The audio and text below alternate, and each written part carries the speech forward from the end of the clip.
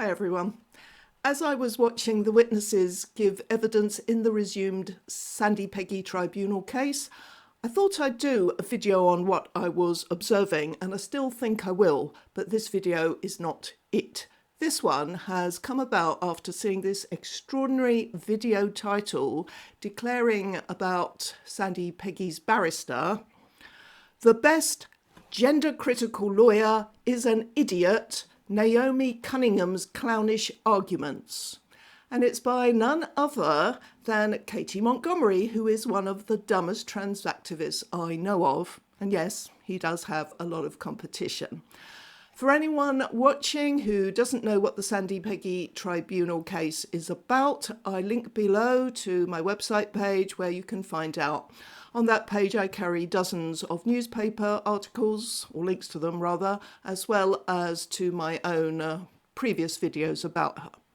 Now, given that Naomi Cunningham has been reported by various law experts as having done a great job, excellent job in this case, of course Monty's video aroused my curiosity, and as I can't stand listening to him directly because of his inarticulacy, and I'm not saying that to be mean, I realise it's a me problem, that when somebody is trying to make a point on a video and they're going and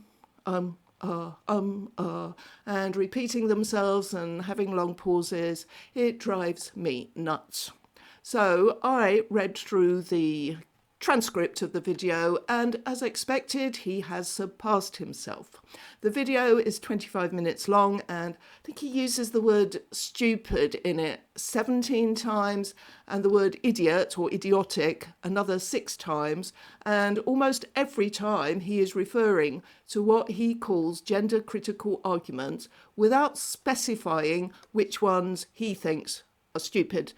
I know it's probably all of them, apart from 2 things Naomi said in cross-examining one of the witnesses during the tribunal. And he says the second of these 2 stupid things is even more stupid than the first.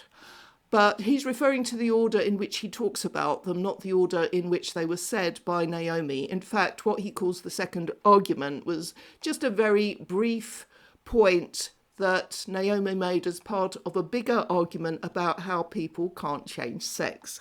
So I'll deal with that one first because it's smaller. Oh, I've got one of these things at last. Ping! Please, if you like this or any other video of mine, click on the thumbs up because it helps to get them recommended by YouTube. Thank you. So, Naomi is cross-examining Dr. Maggie Curra, and she's saying that some men have surgery to produce what is often called a neo-vagina. Actually, I'll show you what Monty says in order to give you the full experience. Well, not the full experience, I'll speed it up quite a bit so it's easier to sit through. She said this is one of the top legal mind, one of the main core arguers of the gender critical movement in an important court case which could decide the future of our human rights. And she says that it is obviously not a vagina because, and this is her reasoning, this is her top gender critical argument as to why a trans woman's vagina is not a real vagina, is because any sperm ejaculated into such a cavity would find itself in a dead end with no egg to fertilize. This doctor agrees.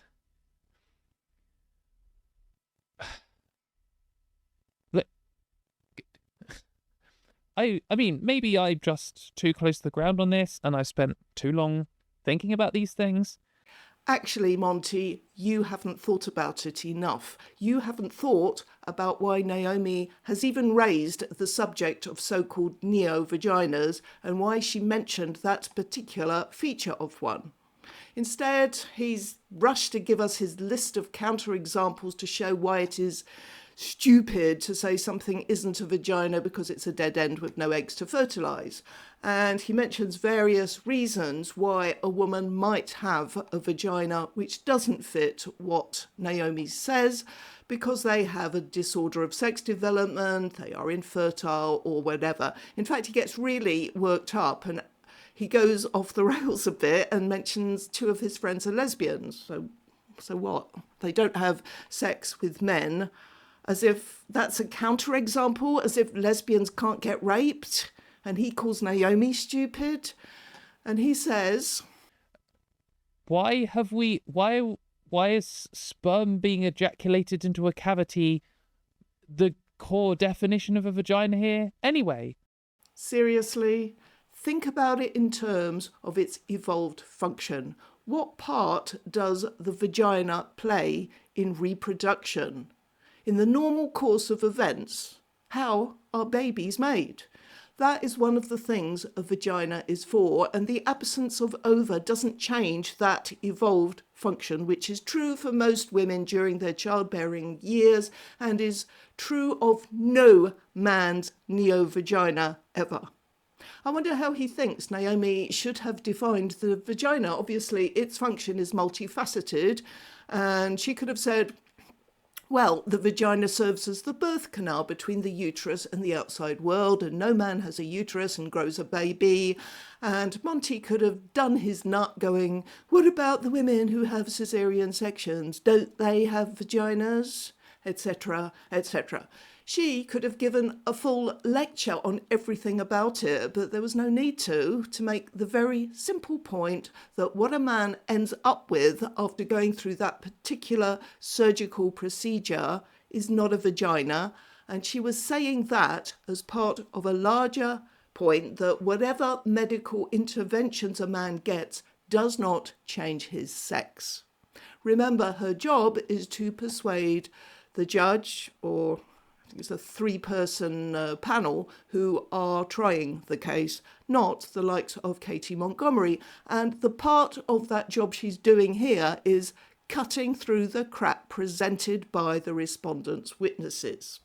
Which brings me to the bigger of the two arguments that Monty is going nuts over, because he thinks it's about binaries and he misses the point entirely. First, I'll show you the reason why this argument he calls stupid was made. Monty is getting his information from the live blog on the Scotsman news site, and he really has no excuse for not going back a few days and looking at what this particular witness said during her examination in chief. That was the context, and if he hadn't ignored it altogether, he just might have grasped why Naomi needed to make her argument in her cross-examination of this witness, and he might have realised that far from being stupid, it was exactly what was needed. Dr. Maggie Curra, by the way, is a consultant in emergency medicine and deputy clinical lead. And during her examination in chief, she said, in response to a question by the barrister for NHS 5 and Beth Upton, the belief that there are only two chromosomal genders is not correct. There are other arrangements than XX and XY that can affect someone's sexual characteristics. There are other chromosomal anomalies. She goes on to say a lot of other stuff about non-standard karyotypes and differences of sex development, all of which is totally irrelevant to this case. Although I took my own notes all the way through the hearing, I was watching the live stream. At this point, I just typed, oh God, they're trying the intersex gambit. And I posted this tweet instead saying I was embarrassed for the doctor who'd lifted what must be the tiredest trope from the genderist armoury. Unfortunately, it still had to be dismantled. So Monty starts with this. So here she is trying to argue about binaries. And she picks, there's a whole bunch of stuff you could pick to give an example of a binary. He rambles for about a minute about better examples of a binary she could have chosen. Then he says this. And she's trying to argue that sex is a binary. And in order to describe sex as a binary, what has she chosen? She has chosen alive or dead.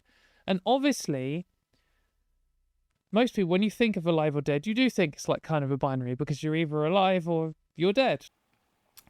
If her purpose here was just to argue that sex is a binary, she only needed to say that there are two sexes, male and female.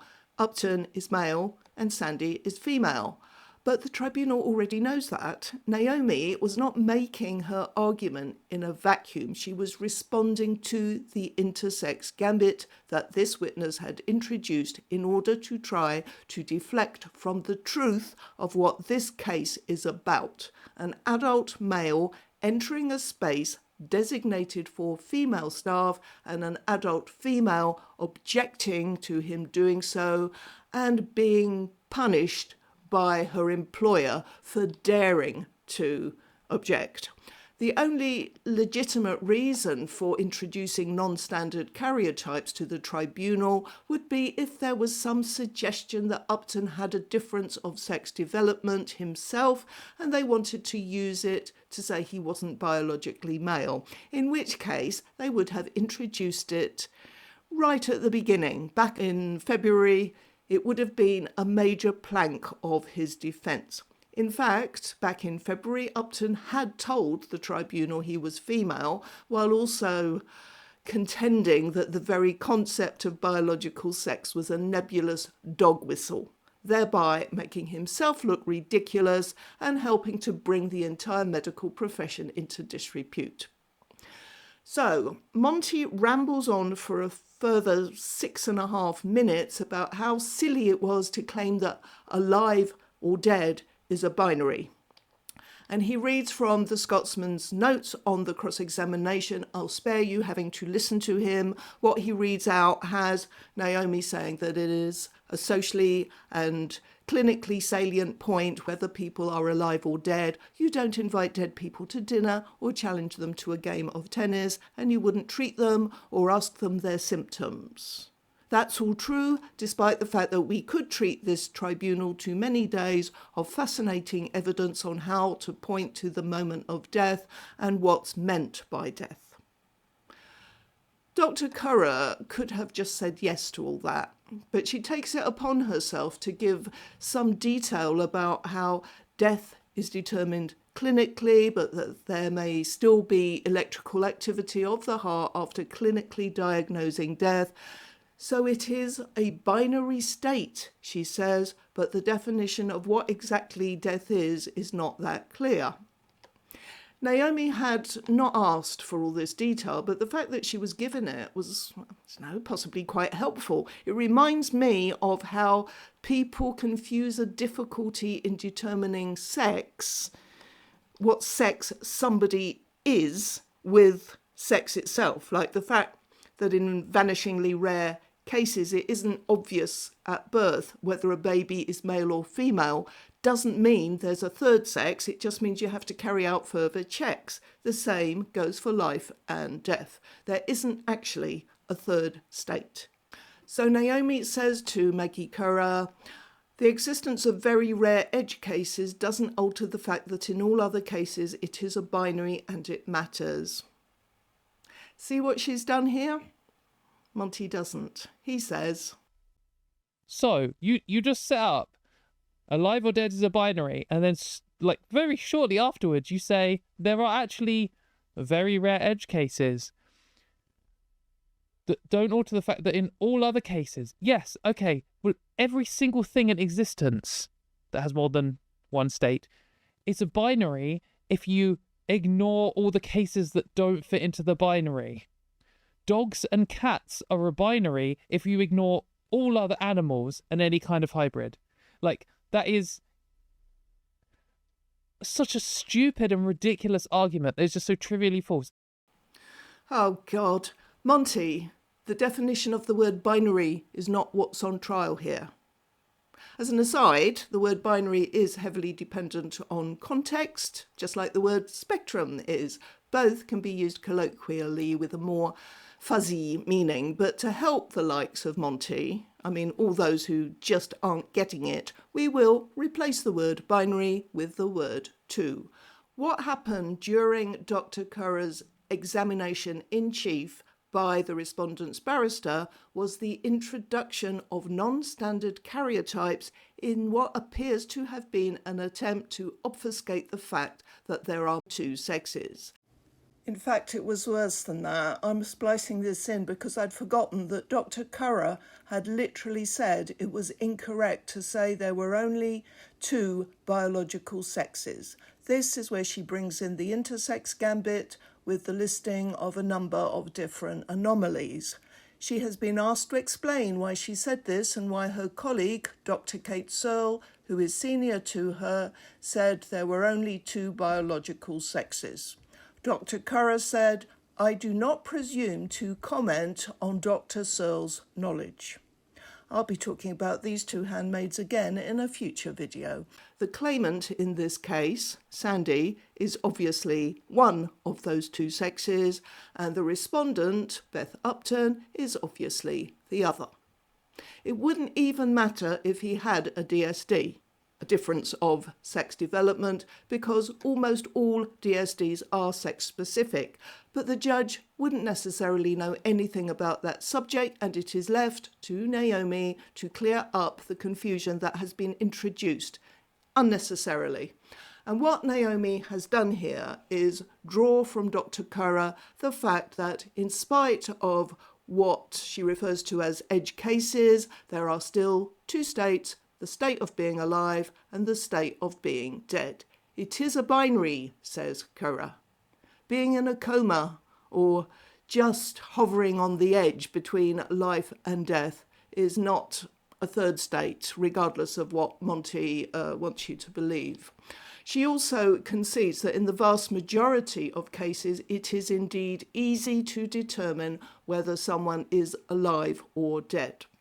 And then Naomi uses this as an analogy for sex, that in spite of the existence of certain differences of sex development, it is the case that the vast majority of people are unambiguously male or female. Now, arguably, Naomi didn't need to use the alive or dead analogy. She could have made her argument without it, but using it made the point so much clearer, much more vivid.